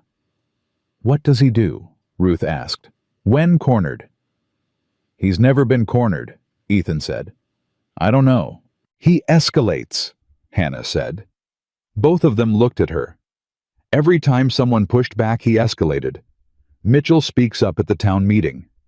Harlan burns the Calloway barn. We go to the land office. He empties the mountain cabin and moves Thomas. He doesn't retreat. He increases the cost. She looked at the ledger. Which means when he finds out the wire has been sent, he won't run. He'll come here. Here, Ruth said flatly. He'll want the ledger back, and he'll want the witnesses gone before the marshal arrives. Hannah looked at Ruth. I'm sorry. I shouldn't have brought— Don't, Ruth said sharply. Don't apologize for bringing this to my table. My barn burned. My boys have been scared for 3 months. My husband has been dead for 2 years, and I have wondered every day since whether it was really the fever that took him or whether there was something else. Her voice was controlled and terrible. Don't apologize for finally giving me a way to fight back. The room was very quiet. Then Hannah said, We need people. I know, Ruth said. She stood up. I know exactly who to ask. What happened in the next 4 hours was the thing that Hannah would think about for the rest of her life, when she needed to remember what people were capable of when they stopped being afraid. Ruth Calloway rode to 6 farms. She didn't make speeches. She said, Victor Harlan's ledger is at my table. It has your name in it, and Mitchell Abernethy's, and the Morrison family's, and Garrett's. A territorial marshal is riding. Victor is coming. Come to the Calloway place if you've had enough. She was back in under 2 hours. She brought 11 people with her. Mitchell Abernethy, who could not stand fully straight but stood anyway. The Miller family. 2 ranchers whose names Hannah didn't know, but whose faces she recognized from the town hall, meeting the men who had sat and said nothing while Victor spoke. A woman named Grace Elroy, who turned out to have been keeping her own records in a journal under her floorboards for 18 months, dates, incidents, descriptions which she handed to Hannah without ceremony, and said, I didn't know who to give it to until now, and Prescott. Hannah hadn't expected Prescott. He came alone on foot with his hat in his hands and the look of a man who had been running one specific calculation for a very long time and had finally arrived at the conclusion. He stopped in the doorway of the Calloway kitchen and looked at Hannah. I know what you have, he said. My name's in there. Yes, Hannah said. I want to talk to the marshal before anyone else does. I can't promise. I can give you 4 names in the Territorial Land Board, not just the 2 in that ledger. 4.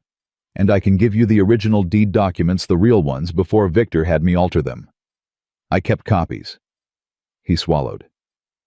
I kept them because I knew this day would come, and I needed something to trade. Hannah looked at him for a long moment. Sit down, Mr. Prescott, she said. He sat. Ethan appeared at her shoulder. She felt him there before she heard him. You trust him, he said quietly. No, she said just as quietly. But I trust what he's afraid of, and right now, that's useful. The afternoon came in hot and long, and they waited. Thomas slept on the cot in the back room, and the sound of his breathing was the sound the whole house organized itself around. Ethan sat near the back room door, and didn't pretend he was doing anything other than listening to his brother breathe. Hannah sat beside him. He's going to be all right, she said. You don't know that. I know he made it this far. She looked at the closed door. I know he has the same jaw as you, which suggests he's got the same stubbornness, which means he's not going anywhere without a fight. Ethan looked at her. Something in his face that she was beginning to recognize the expression he wore when something had reached him that he hadn't prepared a defense against. Hannah, he said. She looked at him. I don't know how to— He stopped. Started again. I'm not a man who has the right words. I know that. So I won't say them wrong. He looked at his hands. But I want you to know that whatever happens today, what you've done, for Thomas, for this valley. He looked up. I won't forget it. Hannah looked at him steadily. Good, she said. Because I'm not finished yet. The sound came from the road. Not horses, voices. The low collective sound of a group of people arriving with a purpose. Ruth appeared in the doorway of the back room. Her face was the face of a woman who had been waiting for this and was not afraid of it. "He's here," she said. "Victor Harlan. And he didn't come alone." Ethan stood. The room stood. Hannah picked up the ledger from the table and held it against her chest and thought about Clara Morrison's shoe on the porch steps, and Jesse Calloway's bruised jaw, and Mitchell Abernethy's grip on her hand outside the town hall, and how thin and desperate that gratitude had been, how much it had cost him just to say thank you. She thought about Frank Aldridge saying, "I've been waiting for someone with a reason." She thought about Ethan Walker stepping out of the tree line with a rifle and cold eyes and one word, and how she'd hated him for working for the wrong man and how wrong she had been. She walked to the front door. Ethan was beside her. Victor Harlan stood in the yard of the Calloway farm with 6 armed men behind him and the last of the afternoon light on his silver temples, and for the first time since Hannah had met him, the warmth was completely gone from his face. What was underneath it was not dramatic or theatrical. It was just cold. The cold of a man who had made the decision that problems needed to be finished. He looked at the open door, at Hannah, at the ledger. His jaw tightened. "Miss Brooks," he said, "I believe you have something that belongs to me." Hannah looked at him across the yard. "No," she said clearly. "I have something that belongs to the territory of Montana, and to Mitchell Abernethy, and to the Morrisons and the Delacroix, and to the family of a man named Garrett, who died on a trail that witnesses say was perfectly safe." Victor's eyes moved to Ethan. "Ethan," he said. The voice of a man who still believed in the power of a name said a certain way. "You know what happens now?" "Yes," Ethan said. "I do." He stepped out of the doorway and into the yard. Behind Victor's men, a sound. Horses on the road. Multiple horses coming fast from the north. Victor turned. 4 riders coming down from the ridge. Hard riding. United States Marshal's seal on the lead rider's coat. The wire had reached Helena. The marshal had been closer than any of them had hoped already, riding toward the Bitterroot on an older complaint, and Frank's wire had met him on the road. Victor looked at the marshal, looked at his 6 men, looked at the 11 people standing in the doorway and yard of the Calloway farm farmers and ranchers, and a land office clerk with copies of original deeds, and an 81-year-old man who had apparently ridden 12 miles in the dark to be present for this moment. Frank Aldridge was there. Hannah hadn't known he'd come. He stood at the edge of the group with his rifle at his side and his hat on straight and the patient expression of a man who had been waiting a long time. Victor looked at all of it. He looked at the ledger in Hannah's hands. He made a decision. "Put your guns down," he said to his men. One of them shifted. "Mr. Harlan?" I said, "Put them down." His voice was flat and final. "It's over." The guns came down. The marshal rode into the yard and dismounted and looked at Hannah. "Ma'am," he said, "I'm Marshal Holt. I received a wire from Helena about a ledger." Hannah held it out. "Every page is in his hand," she said. "There's a land office clerk inside who can provide corroborating documentation, and a journal from one of the local residents with 18 months of dated incident records." Marshal Holt took the ledger, opened it, looked at the first page, closed it. "Victor Harlan," he said. He didn't raise his voice. "You'll come with me." Victor Harlan, who had run the Bitterroot Valley for 14 years, and who had never once been stopped, looked at the marshal, and then at the ledger, and then at Ethan Walker, standing in the yard of the Calloway farm, with the afternoon light on his face, and the look of a man who had finally put something down that he had been carrying too long. Victor said nothing. He walked to the marshal's horse and stood to be cuffed, and did not look at anyone again. The 6 men behind him let their guns stay on the ground and looked at each other, and then at the assembled valley people, and made the quiet individual calculations of men who understood which way the day had gone. Ruth Calloway walked out into the yard and looked at the space where Victor Harlan had been standing. Then she looked at Hannah. "My husband," she said. "Can we find out?" "Yes," Hannah said. "Prescott has records. We'll find out." Ruth nodded, pressed her lips together, stood straight. Jesse Calloway came around from the back of the house where he'd been listening with his brother, and looked at his mother, and then at the mounted marshal, and then finally at Hannah. "Is it done?" he asked. Hannah looked at the ledger in the marshal's hand, at Victor Harlan walking to the marshal's horse, at Mitchell Abernethy standing in the yard with his battered face and his whole body held carefully, and the look of a man who could not quite believe what he was seeing. "Not completely," she said honestly. "There'll be a trial. There's work still to do." She looked at Jesse. "But the worst part is done." Jesse looked at the yard for another moment. Then he said, "Can I come back to school on Monday?" Hannah felt something break open in her chest, the good kind of, breaking the kind that made room. "Yes," she said. "Monday. Bring Cal." Ethan came up beside her. He didn't touch her, just stood there, shoulder to shoulder in the fading afternoon. "Thomas," she said quietly. "Marshall can arrange a proper doctor," Ethan said. His voice was rough at the edges. "Holt knows a man in Helena. He told me when he came in." "Good." Hannah. She looked at him. He looked back at her with the full weight of the day on his face and something else beneath it, something that had been there for a while and had been waiting for a moment when there wasn't a crisis between them.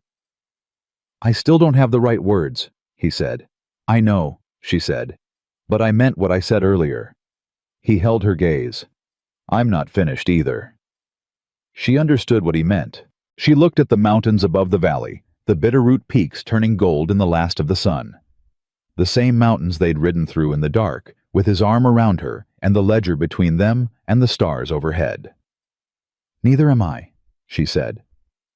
The trial was set for September in the county seat, and the summer between Victor Harlan's arrest and the first day of proceedings was the strangest season Hannah Brooks had ever lived through. Strange, because it was both harder and quieter than anything that had come before. The crisis had a shape, a beginning, a middle, a night ride through mountains with shots behind them, and a ledger pressed against her ribs. But the aftermath had no clean shape at all. It was paperwork and depositions and the particular exhaustion of people who had held themselves together under pressure, finally allowing themselves to come apart slightly, now that the pressure had eased. Mitchell Abernethy cried in Hannah's classroom 3 days after Victor's arrest. He came in the late afternoon when the children were gone, sat in one of the student chairs with his big frame folded into it, and wept without apology or explanation for about 4 minutes. Then he wiped his face and said, "My grandfather homesteaded that land. I thought I was going to lose it." Hannah sat in the chair beside him and said nothing and let him have it. That was all he needed. Ruth Calloway didn't cry. Ruth Calloway threw herself into the work of reconstruction with a ferocity that was almost frightening to witness, organizing the return of the Morrison and Delacroix families, coordinating with Marshall Holt's office on the deed restoration process, managing the informal network of Valley families who were simultaneously relieved and furious and didn't quite know what to do with either feeling. She came to Hannah every 3 days with a list of questions and left with answers and never once said thank you, which Hannah understood was Ruth's particular form of respect. Ruth didn't thank people she considered equals. Jesse and Cal were back in school on Monday as promised. Clara Morrison came back 2 weeks later when her family returned to the valley. She walked into the classroom and found her reader on her desk. Hannah had kept it there and looked up at Hannah with an expression that was too large and too complicated for a child's face, and said nothing at all. Hannah said, "Page 47, we've been waiting for you." And Clara sat down and opened the book. That was a good day. Most days were good in the slow, incremental way of things being put back together. Not perfectly. Not without cost. Ruth's barn was still a scorched foundation. Mitchell still moved carefully, favoring his left side. The Morrison family came back to a house that had sat empty and felt it. These were facts of the landscape now permanent as the mountains and the valley had to absorb them into whatever it was becoming. But the becoming was real. That was the thing Hannah held onto when the paperwork got heavy and the deposition process ground slowly, and Marshall Holt's letters from Helena were full of legal language that required careful reading. The valley was becoming something. That had not been true 2 months ago.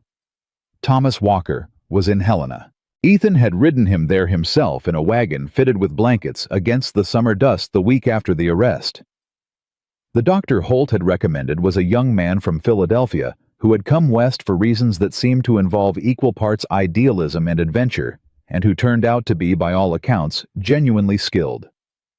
His letter to Ethan 3 weeks later said that Thomas's lungs were damaged, but not destroyed. That careful management and the right altitude higher was better. The dry mountain air could stabilize his condition significantly. That Thomas Walker was not a man who was dying.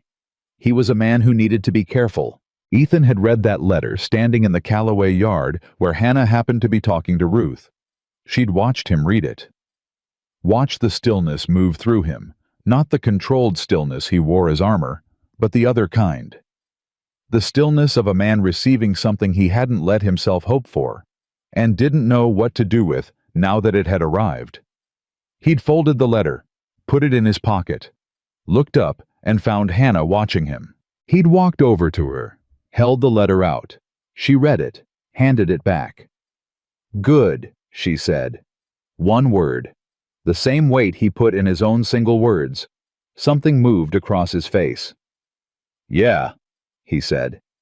He went back to work. But he didn't ride back to the mountains that evening. He'd been staying in Frank Aldridge's spare room since the arrest, temporary. He'd said, though the definition of that word seemed to be expanding by the week.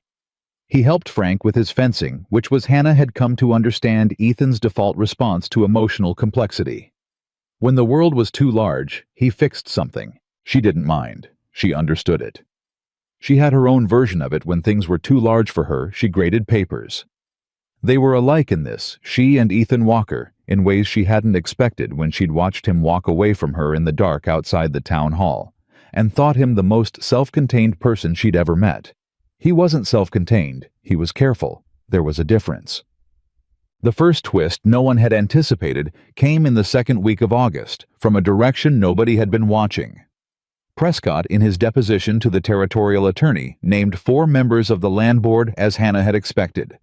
What no one had expected was the 5th name. A judge.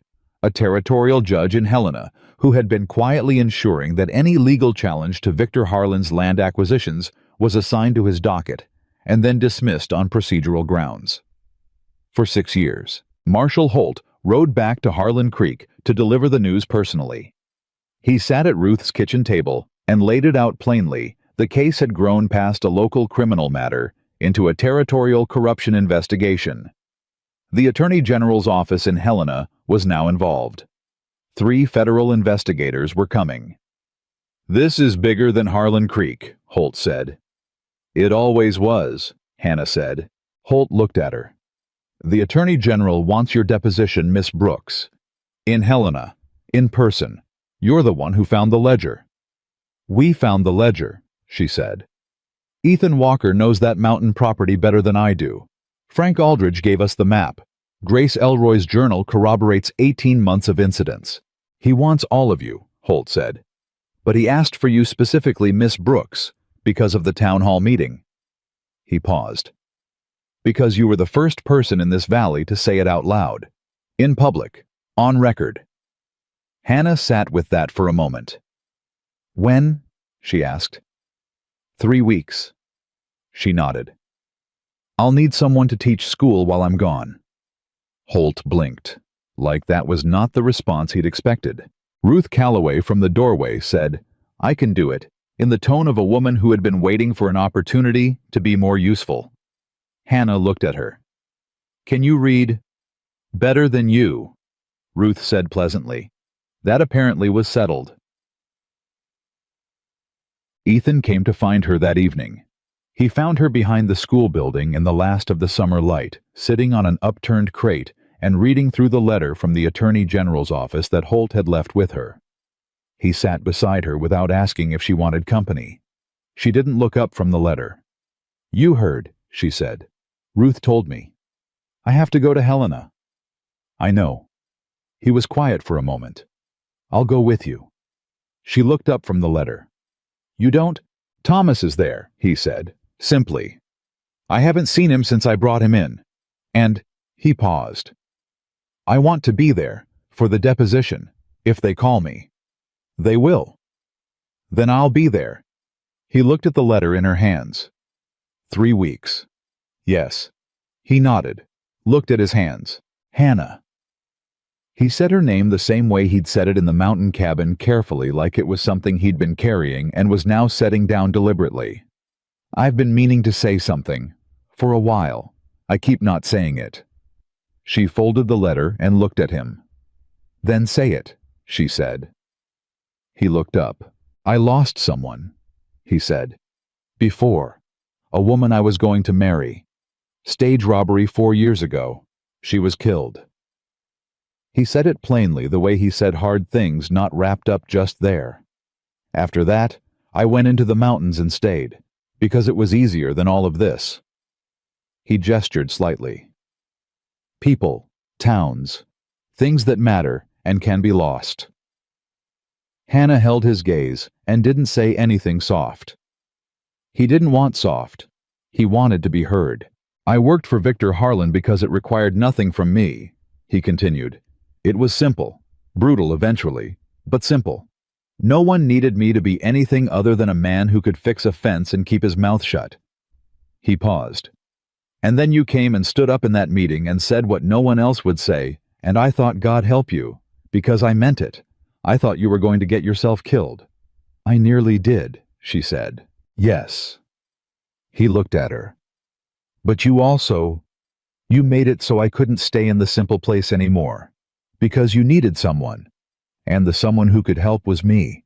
And I couldn't look at what you were doing and what it cost you and go back to fixing fences for a corrupt man just because it was easier. He exhaled. You made me remember what I was supposed to be. The summer evening was warm and still around them. Somewhere in the town a dog was barking. Children's voices distant. Ethan, Hannah said quietly. I'm not done, he said. She waited. I don't have the words for the rest of it, he said. I meant that when I said it before, and I still mean it. But I want you to know whatever comes next, wherever you go from here. He met her eyes fully. I'd like to go the same direction. Hannah looked at him for a long moment. She thought about the night she'd arrived in this valley with everything she owned in one trunk and 3 armed men circling her in the dark. She thought about the man who had stepped out of the tree line with a rifle and cold eyes and one word, and then walked her 4 miles to town on foot, because the horse was carrying enough. She thought about him fixing a broken fence in the summer heat for families that weren't his, and reading a letter about his brother's lungs in the Callaway yard, with the stillness of a man who had been so careful not to hope that receiving something good had left him without a language for it. The land you want, she said. The small piece of ground, your own. Yes. Is there room in that picture for a school? He looked at her. A school. I can't go where there are no children who need teaching. That's not a condition I'm apologizing for. Something shifted in his face, the slow, real thing that was better than any quick smile. There's a valley, he said, north of here 20 miles, good water, already a handful of families, no school. I know, she said. I've been corresponding with 2 of those families for a month. He stared at her. You've been planning, he said. I've been considering, she said carefully. There's a difference. Considering doesn't commit anyone to anything. He looked at her for a long time. Then he said, Hannah Brooks. Ethan Walker. I would very much like to commit you to something. She felt the warmth move through her. Not the desperate warmth of fear resolved, not the electric warmth of crisis, but the steady, permanent kind that had been building since a night 4 miles outside this town, when she'd decided to follow a stranger into the dark, because the alternative was worse. Ask me properly, she said. He looked at her face. Then he took her hand, her left hand, with the practical care of a man who did nothing carelessly and held it. "I am not a man with poetry," he said. "I don't have speeches. What I have is, I will show up. Every time. I will fix what's broken and carry what's heavy, and I will stand next to you in any doorway you decide to walk through, regardless of what's on the other side." He looked at their joined hands. "That's what I'm offering." Hannah thought about doorways, about the schoolhouse door and the land office, and the window of Victor Harlan's east study, and the ridge above the mining cabin in the mountain dark. About every doorway she'd walked through since Missouri, and who had been beside her for the ones that counted. "That's enough," she said. "That's more than enough." He looked up. "Yes," she said clearly. He sat with that for a moment, like a man receiving something he hadn't let himself hope for, the same stillness as the letter about Thomas, the good kind. Then he brought her hand to his mouth and pressed his lips briefly to her knuckles, a gesture so simple and so serious that Hannah felt it all the way through and let go. 3 weeks, he said. Helena first. Helena first, she agreed. He stood, put his hat on, looked down at her with the particular expression she had come to understand was Ethan Walker's version of everything words couldn't hold. "I'll ride out to Frank's," he said. "Tell him." "He'll say he already knew." Ethan almost smiled. "He will." He walked away in the summer evening, and Hannah watched him go, and this time she knew he was coming back. The deposition in Helena lasted 4 days, and was one of the most exhausting experiences of Hannah Brooks's life, which was saying something given the competition. The Attorney General was a sharp-featured man named Calloway. No relation to Ruth, he assured her, though he had Ruth's same flat-eyed directness, who asked every question twice and seemed to find repetition a useful tool for testing consistency. Hannah answered everything the same way both times because she had the advantage of having lived it. On the second day, she saw Thomas Walker for the first time since the Calloway farm. He was better. She could see it immediately, not well, not fully, but better. He was sitting in the corridor outside the hearing room with a book open in his lap and color in his face that hadn't been there before, and when he looked up and saw her, he smiled. It was Ethan's smile, the slow, real one. It struck her in the chest. "Miss Brooks," he said. "Thomas." She sat beside him. "How are you feeling?" "Better than I was," he said. "The doctor here is he actually explains things. That's new." He looked at his book. "Ethan told me what you did. For the ledger. For me." He looked up. "He didn't tell me details. He's not good at details." "He's excellent at the important parts," she said. Thomas looked at her for a moment. Then he said with the directness of a younger brother who had been watching his older brother be stubborn for 26 years. "Are you going to make him happy?" Hannah looked at him. "I'm going to try." "Good enough." He looked back at his book. "He needs someone who doesn't let him go back up the mountain every time things get complicated." He turned a page. "He does that. Goes up the mountain. Thinks it's simpler up there." "I know. You'll have to keep pulling him back down." "I have practice," she said. Thomas considered that, nodded. "All right then." Ethan came down the corridor and stopped when he saw them sitting together, and looked between them with the expression of a man who had walked into a conversation about himself and knew it. "Don't," he said to Thomas. "I didn't say anything," Thomas said. "You were about to." "I was being welcoming." "You were interrogating her." "Someone has to." Thomas closed his book. She passed for what it's worth. Ethan looked at Hannah. Hannah looked at Ethan. "How'd I do?" he asked. "Well enough," she said. He sat down on her other side.